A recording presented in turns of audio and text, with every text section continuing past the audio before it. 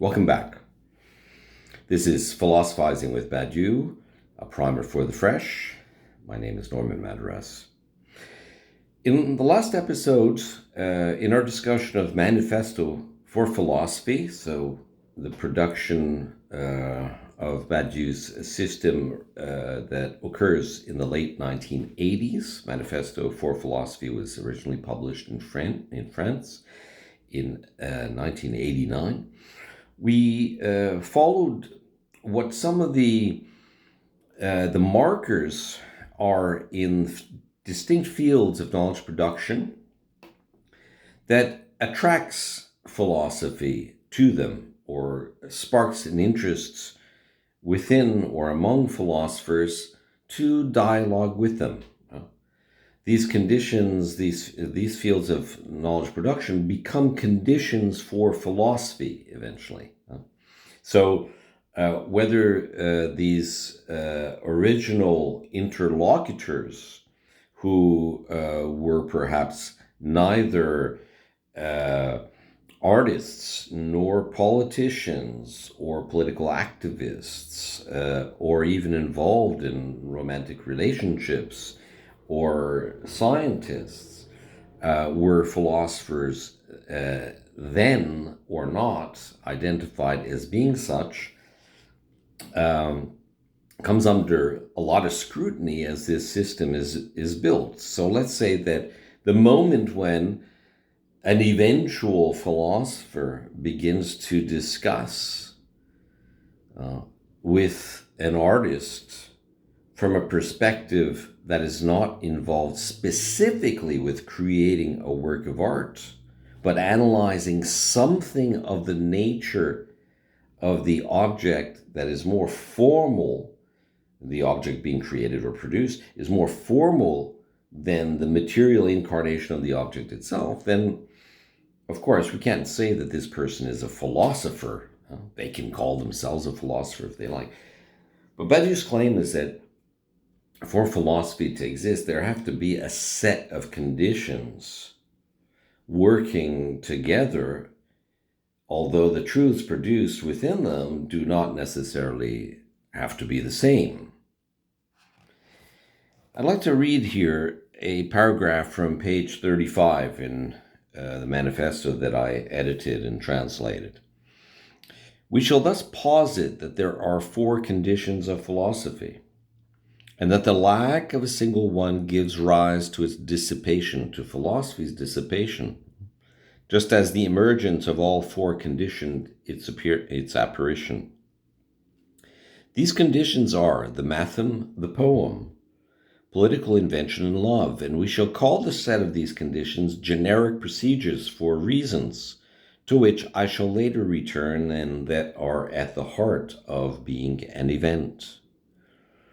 According to these same reasons, the four types of generic procedures specify and class all the procedures determined thus far which may produce truths. There are but scientific, artistic, political, and amorous truths. We can therefore say that philosophy requires there to be truths within each of the orders in which they may be evoked. Okay? That's a scholium or a clause that shows to what extent the rigor of the classification is applied. Why four conditions? Well, these are empirically and textually the areas in which the different characters dramatized by Plato in his different books engage when seeking to establish something about either the truth or falsehood, thinking, productions, and eventually, let's say, the end, finality. Okay? Badiou will add something that is not found in Plato, which is the event. Where does the event come from as a concept? Well, for those of you who are theologically inclined, we could say, well, the event refers to the resurrection of Christ. Right? The relationship between the new and the event is stipulated in the New Testament over and again in the different Gospels. It's a possibility. It's a possibility. Now, the event, of course, is present in social contract theories. The event is what sparks the decision, be it through consent or not, be it according to the Hobbesian, Rousseauian, or Lockean models. The event is what triggers the shift out of nature and into a state of law, into a constitutional state, in which is constructed either according to the natural laws or to the doctrine of rights and inalienable rights. Event in the 19th century with Marx and Engels will be a materialized form of something that Hegel was already working on. And in the most common readings of Hegel, we could understand as the process of sublation. This term is generally used to translate Aufhebung, that provides a synthesis from two contradictories. Right? For Marx and Engels, it'll mean revolution.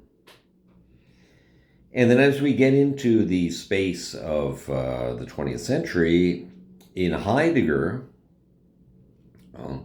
event will be the triggering of the process of appropriation, whereby Dasein leaves the world again, no longer identifies with being in the world, to undergo a spiritual transfiguration and be confronted to nothingness, the moment from which Dasein begins the process of appropriation. But by then, Dasein is being there. It's Sein da, no longer in der Welt sein. And Sein da gives that weight to the da, right? The there, which is space and openness with no features and no particularities. Okay, very significant. And then we move into the sphere of France in the 1950s with the structuralist trope of the cut, radical discontinuity, the sparking of something new. So the connection between event and something new is there in explicit form, and we could say in some senses is put into a metaphorical or at least a figurative state within Christian theology. But why can't we take Christian theology as being the source of the event? Well, this is a question that connects also to the question of why do we not find religion as one of the conditions? Well, there are some obvious reasons for that. Well, for one thing, what religion are we talking about?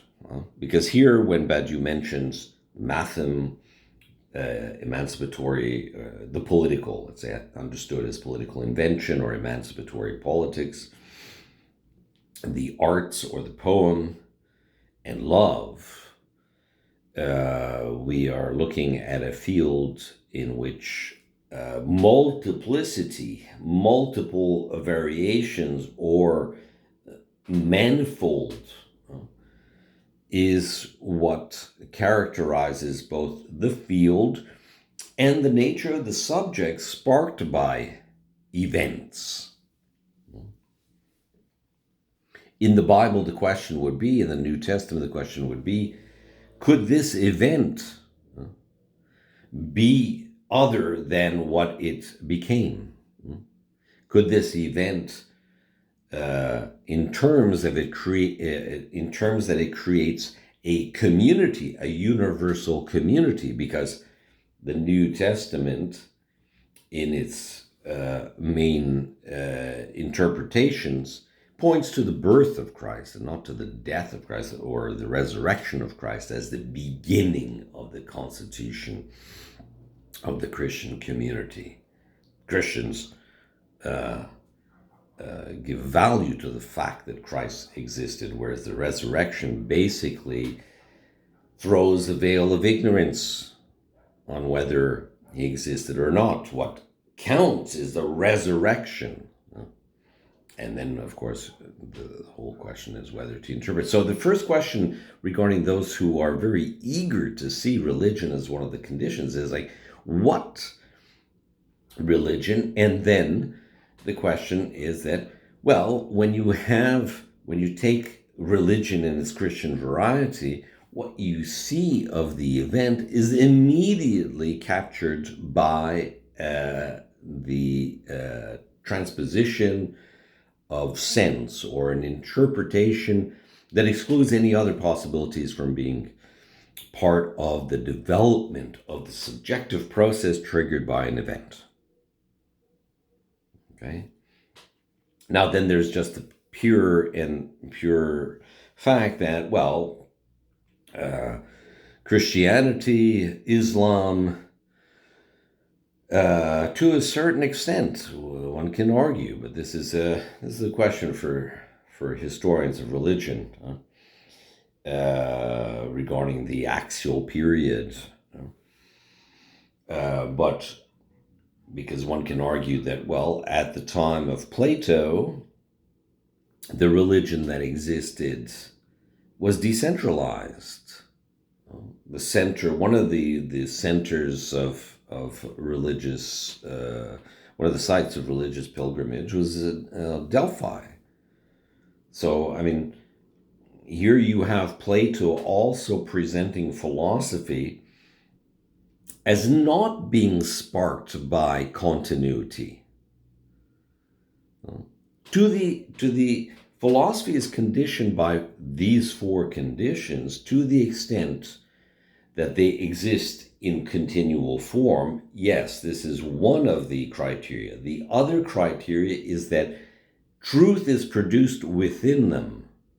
And the nature of the truth produced within them is that it be sparked, or that it is sparked, because this is not a normative theory, it's a descriptive and factual theory, that truth is sparked by an event. Truth takes shape as an index before becoming formalized and then eventually materialized. Okay? So, I mean, the question of religion here is at best outside of philosophy, as Kant came to the conclusion that it was on other terms, but it's at best outside of the scope of philosophy. Okay, so given that these are descriptive terms, the question is, how does one explain the emergence of the conditions? Okay, this isn't really philosophy's task. No. Philosophy takes what there is and organizes it. And what there is then, and here we can refer to page 36 of Manifesto for Philosophy, where we can find the term situation defined. Let us call situation a state of things, any presented multiple whatsoever, in order that a truth procedure relative to a situation deploy itself. A pure event must supplement this situation. Okay? So what there is not a state of absolute truth. What there is in a state of pure, let's say, presentation. Truth begins to work when the relationship or the reaction that it produces in a thinking being is such that it becomes the source of a representation. And it is only from the basis of representation that tools such as denotation and then the attribution of sense and meaning to what a truth is become part of the picture, literally speaking. Pure presentation is prior to the conceptual moment. Once again, it's an index. It's just what there is, unbounded existence, that in relation to which we do not have an answer. If you want to apply the creation myth, apply it. It's as good as anything else. The Big Bang is another one that's fairly good. Perhaps supernovas and pulsars are indicative of the fact that it isn't even a Big Bang. The creation of the Milky Way and eventually of the solar system are the result of stardust. So we have some indications, some other indications, but there's no general theory that explains how what there is came to be. All we know is that we can postulate it because it's outside of philosophy's ability to give sense to this. Because philosophy only gives sense to things that are truths. It's one of the fundamental challenges to philosophy is to avoid giving sense to falsehoods, unless there be something within falsehood that leads us to discover the truth hidden within. Okay, so summarizing, there's a situation, and when that situation, there is the situation, right? The unbounded situation shouldn't even have a determiner in front. Situation, right? Whenever something is said about the situation, we create in propositional terms a concatenation. Or in Chomskyan terms, we create a merge. There's an initial object, there's a speaking subject or a thinking subject, whether they be conscious or not, aware of the fact or not. If the situation is taken for an object, which it doesn't necessarily have to be, because the situation suggests the totalization of everything there is. Within the situation, there's everything there is. If you want to call that nature, perhaps you can do that, although what exactly distinguishes nature and culture has become a lot less evident in light of the great acceleration than it was before. So in any case, whenever something is said about something having to do with the situation, we begin the process of representation, okay? Referentiality. And that can, of course, occur through natural language, as it can occur through more technical languages and even artificial languages, even to the point of creating something that is a vast and powerful supplement to the situation, which would be an artificial intelligence.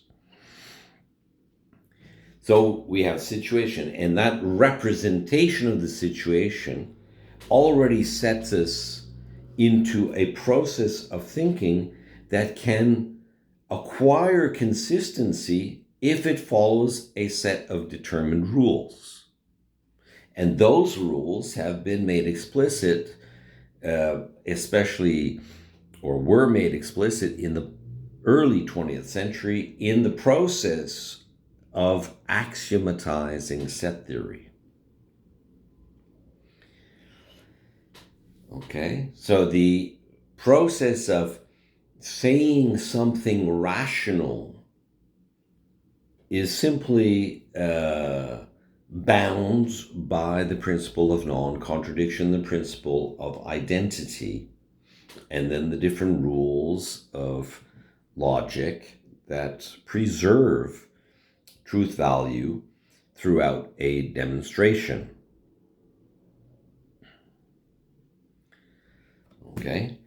Now, insofar as this process, which is an unbounded process, it's like Wittgenstein's Tractatus, some people feel that creates a very suffocating universe, but try talking about it.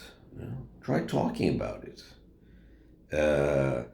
Are you making sense? Does someone agree with you? If once someone agrees with you, even though you might be expressing the most unpleasant type of reaction to the book, the most confusion, as soon as someone agrees with you, they identify something truthful in what you're saying. So you've already pushed back the theorem of non-contradiction. So that characterizes the state of the situation. And the state of the situation is composed insofar as truth, when it is radically new, always triggers the process, a generic procedure, always triggers the emergence of a new subject. But in time, the newness of the manifestations could possibly be depleted or exhausted.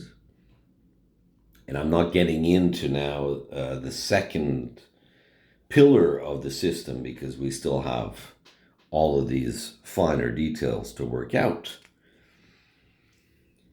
So as subjects become normalized and naturalized within the state of the situation, we start having the basis for a doctrine of knowledge that can appeal to semantics and pragmatics, and even religion, if you like, to warrant that the understanding developed from the basis of that first event that triggered a new truth procedure indeed are consistent.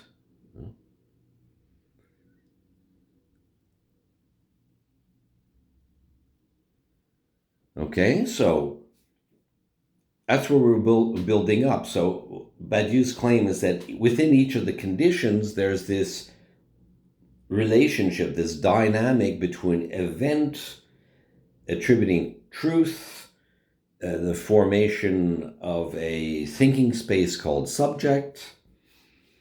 But insofar as event and truth are, or let's say, insofar as truth seeks to capture the event according to its own terms, in some sense as the vehicle by which irreducible difference enters the space of lived experience, truth itself, or at least the thinking attributing truth itself, has to develop innovative techniques to maintain the event in its irreducible difference.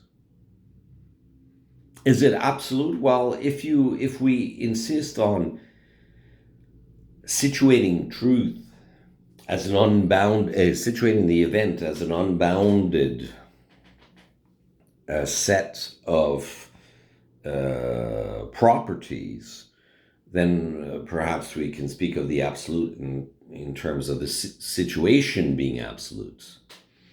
But that's speculative. What we can do is work on the basis and with the tools that are available to us within the state of the situation, although recognizing, if we go as far as to recognize the event as such, that when something is radically new, we have to, if we value such a radicality, we have to develop techniques in which to preserve it for long as it can, because our thinking is such that we will bring it into the area of consistency, inevitably. And that's also why when we speak about a situation and its relation to the state of the situation, why does the state of the situation grow like that? Why do conditions grow like that? Well, part of the situation are a bunch of thinking beings. They're not necessarily only human, but they're a bunch of thinking beings. And these thinking beings, when they begin to interrelate with the situation, tend to repeat a series of procedures. Just like in the reproductive context, a reproduction between two humans will not produce an elephant, and vice versa. There are regularities in nature, even though we don't know all of them and we don't know all of the active agents involved in them. But empirically, what we can at least assess is that this happens. Okay?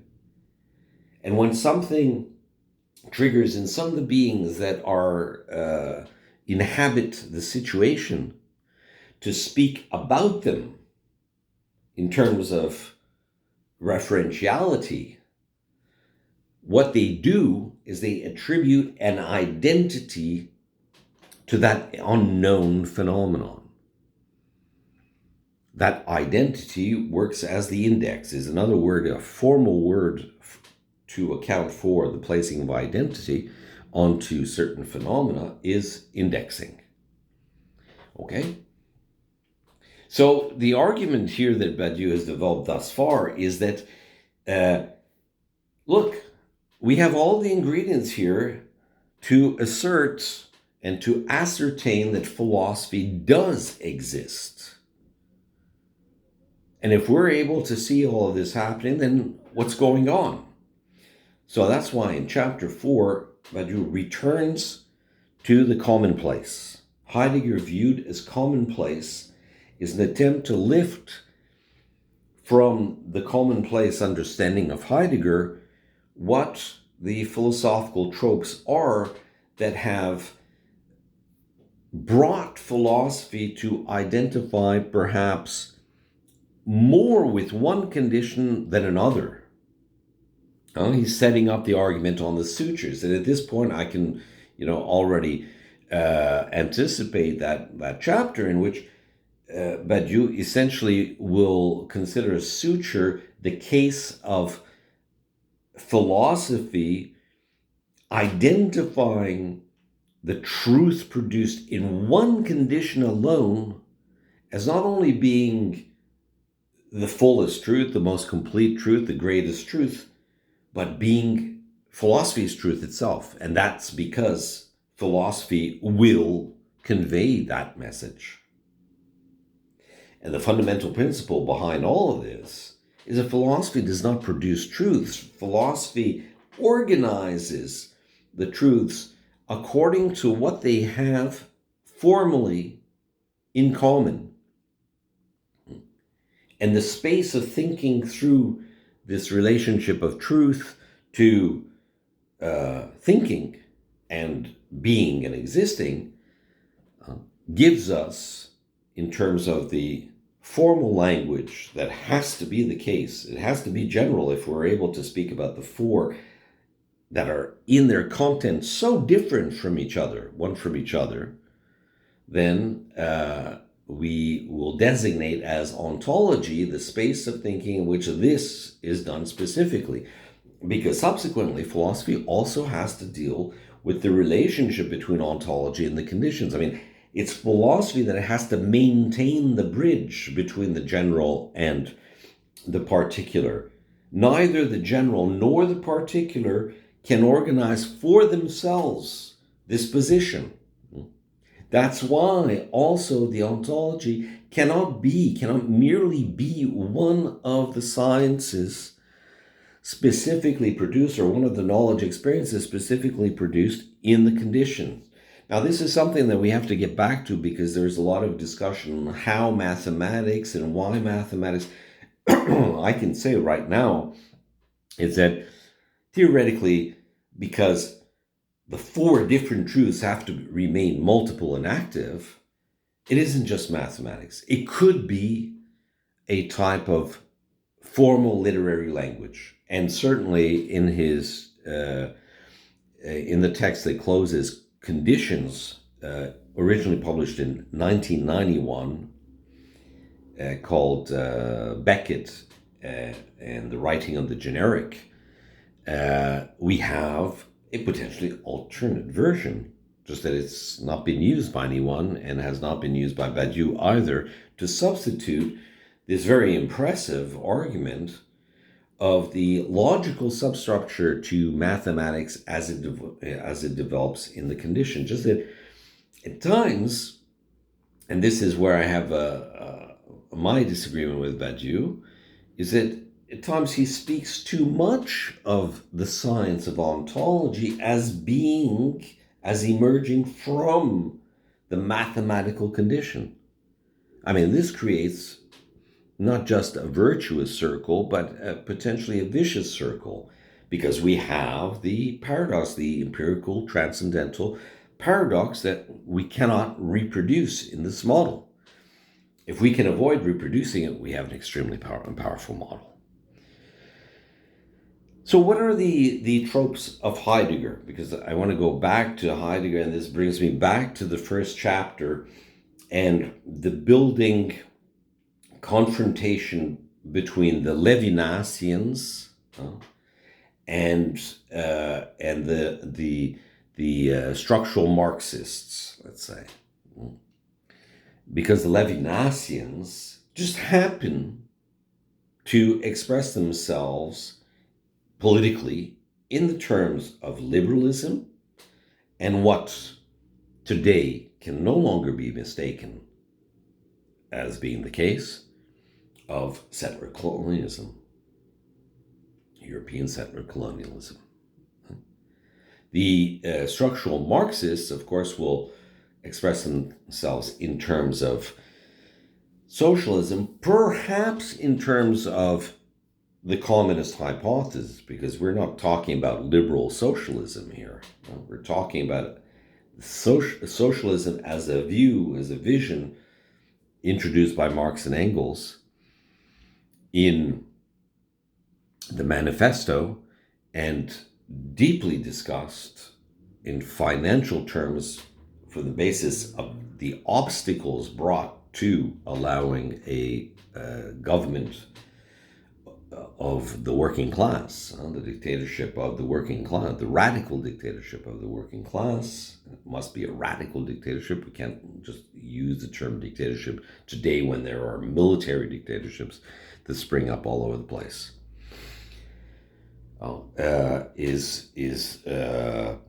Is impeded by the monopolistic development of the financial sector within capitalism. So Lenin and Marx and Engels are fundamental thinkers here. Now,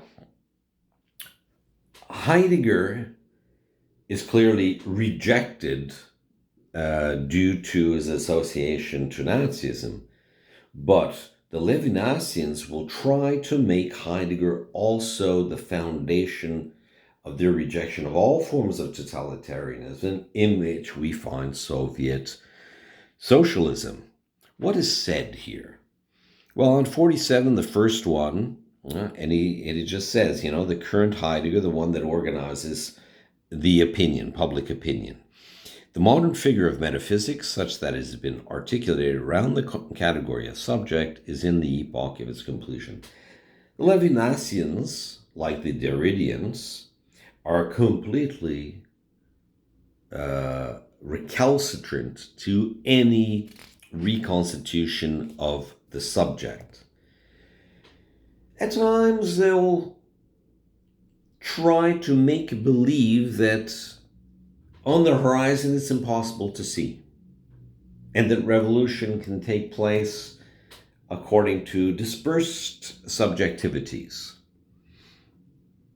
This by no means is true.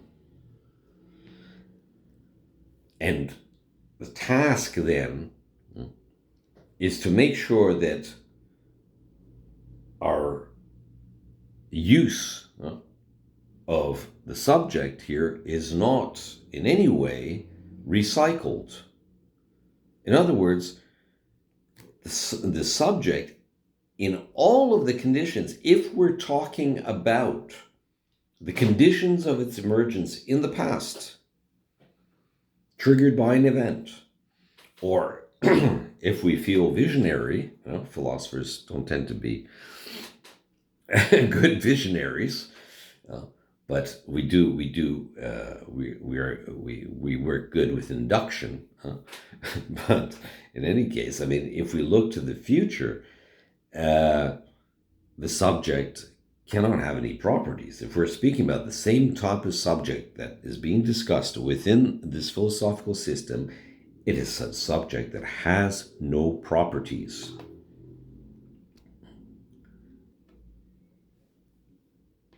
The subject has no properties. Okay? But to say that the subject is only a variation on the theme of the supreme substance, and that it is only a variation on the solipsistic theme that is used as a translation of the Showa, without any reference to the atrocities and the attempted genocide of the Soviet population by Nazi Germany and its allies, triggered by Operation Barbarossa, or to the attempted genocide of the Chinese people of Han ethnicity by the Japanese starting in 1931, is simply no longer sustainable. The fact that it wasn't then either was a lot more difficult to deal with. But clearly, it's unacceptable to assert that Marxist-Leninism defended a type of subject that was predatory and murderous regarding the position of the other. From hindsight, what's so disappointing when we encounter this type of vision is to see how Bonapartist, Russia haters in that sense, French liberals already were in the 1970s and 80s and 90s, previous to, becoming these paranoid freaks regarding their conviction that Putin is going to invade France. So, I mean, there are very clear connections to history, and we can start seeing the reason for which Badiou began in the way he did regarding how he organizes this chapter on Heidegger. So the second point is that the planetary reign of technology brings about the end of philosophy. Within it, the possibilities of philosophy, that is metaphysics, are irreversibly depleted. So here we find the theme, and it is indeed Heidegger that launches the theme of the existence of philosophy on the long term. And when he starts to speak about, the end of philosophy, just that, the end of philosophy might actually involve a period that is longer than the period in which philosophy existed itself. And that's the nature of nihilism, as in the Nietzschean understanding. Third point, the technological completion of metaphysics, whose two main necessary consequences are modern science and the totalitarian state, can and must be ascertained by thought as nihilism, that is, as the very execution of non-thought. Okay, so here we have Heidegger's argument on the essence of technology, right? And how our time is nihilistic insofar as the essence of technology is conquering being in this monumental battle between supra-sensible forces. And then the fourth point, in the modern age in which man becomes subject and the world object due to the establishing of the reign of technology. So this is Badiou once again relating, giving a portrait of what the public opinion at the time was. And after, in our time of unleashed objectifying technology, a few poets alone have pronounced being, or a few have at least pronounced the conditions of a turnabout of thought out of the subjective prescription of technological willing toward unconcealedness and the disclosed. So it's completely into the language of Heidegger. But here we can say the poetic words of these poets has made holes, has pierced the fabric of oblivion. It has detained, preserved, not being in itself, but whose historical destiny reaches completion in the distress of our time, but the question of being. So poets have been the shepherds, the vigils of this question, which the reign of technology renders universally unpronounceable. Here, one of the texts of reference is the origin of the work of art. In 5, philosophy has attained completion. Thought is today under the poet's condition. Okay, so here we have the motif of the suture coming into play. And then 6, the threefold movement of thought is thus the following: taking up a condition in the word of the poets, interpretive retracing toward the Platonic turning that dictated the metaphysical epoch of being, and the exegesis of the pre-Socratic origin of thought. And this is completed by Heidegger's assertion that only a God can save us, and putting us into this moment of awaiting, which is a motif of existential phenomenology. And as he continues to write, this God in question is the God of the diversion of a destiny. It is not a question of saving the soul, but of saving being, of saving it from that which alone can put it into peril, and which is itself in the implacable terminal prescription of its historicity. This self-salvation within being imposes on one to venture to the ends of distress, hence to the ends of technology, to risk the diversion. And for only in the most extreme of perils does what saves also grow, which is, of course, Hölderlin's famous statement. So here we are. We've gotten to the context in which possibility harks back into the text, or the text goes back to possibility. Structuralism, sutures, the act of suturing, and particularly the suturing that is triggered by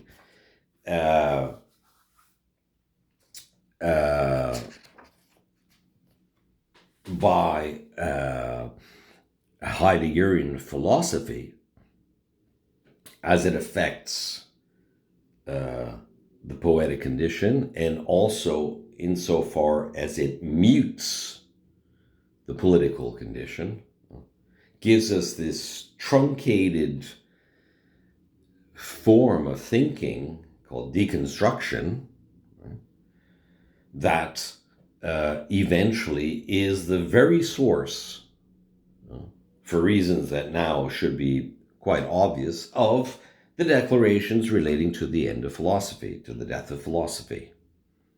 So deconstruction here is to blame. Post-structuralism is to blame. This is also why Badiou is not a post-structuralist. Badiou is merely a philosopher.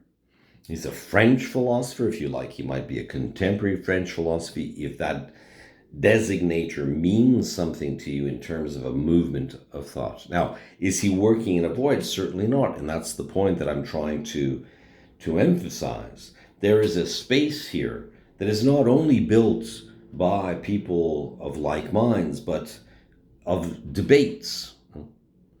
And post-structuralism is built upon premises that Badiou refutes as being false, or he refutes the truth claim of these premises. And what does he discover?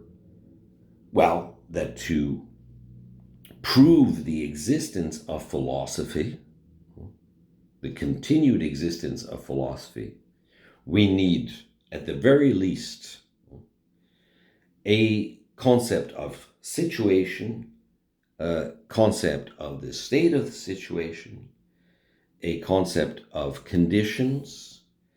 We have to recognize that philosophy is determined by the conditions, and that one of philosophy's active roles is to think what the compossible relationship is between the conditions, given that what makes the conditions conditioning for philosophy is the fact that truths are produced within them.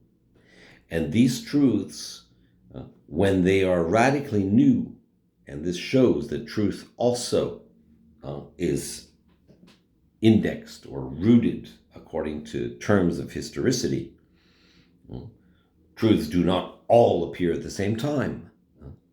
New truths appear all of the time, not all of the time, but there is no boundary, no historical boundary to when truths appear or not. But when they do, they trigger thinking processes that have to be as new as the truth itself, in order for the rigor of thought to be accurate, to be faithful to the truth itself as being a reaction and action toward the event.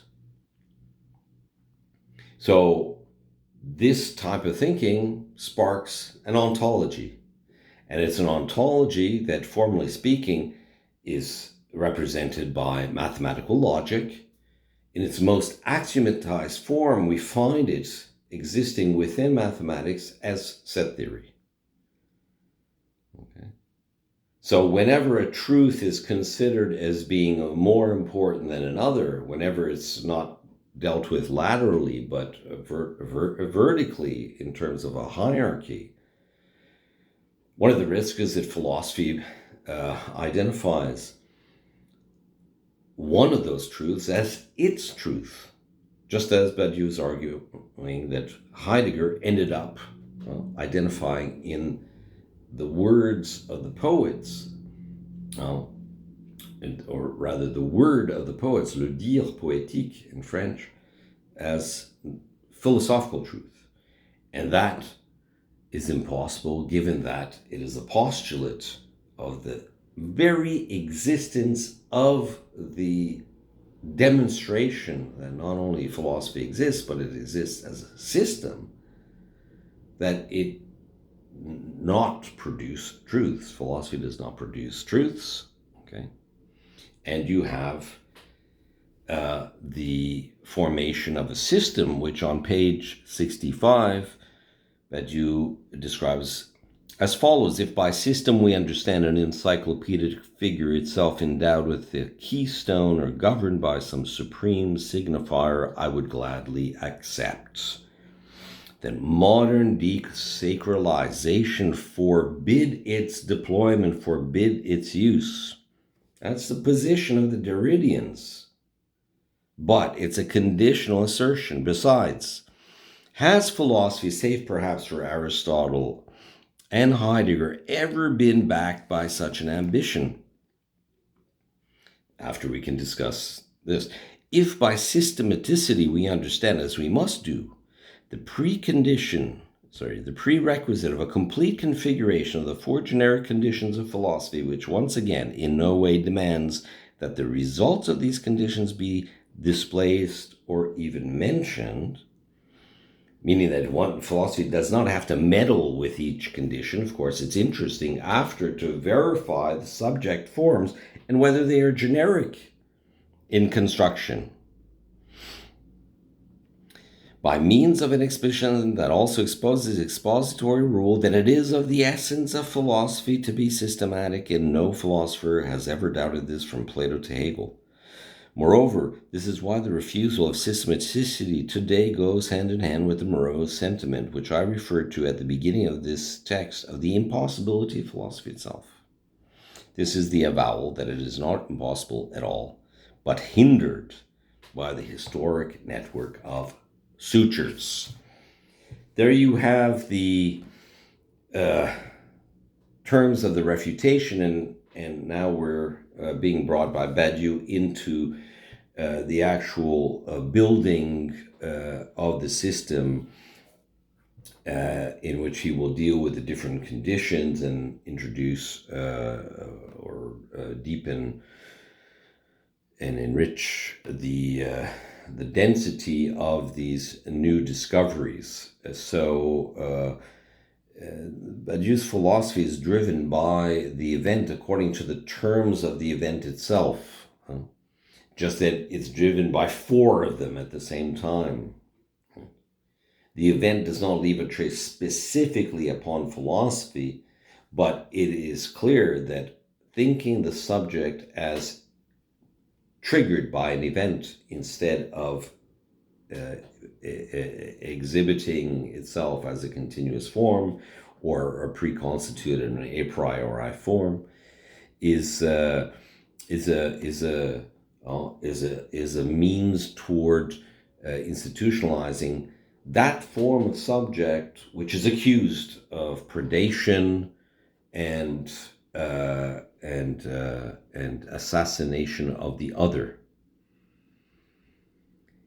It also contributes indirectly to rejecting any type of reduction committed to Marxist-Leninism as being a variant of a totalitarianism. Of course, position now isn't to say that, only Nazism and fascism are totalitarian. No, it's the term totalitarian that has no consistency. Those who use totalitarian do not know what it means.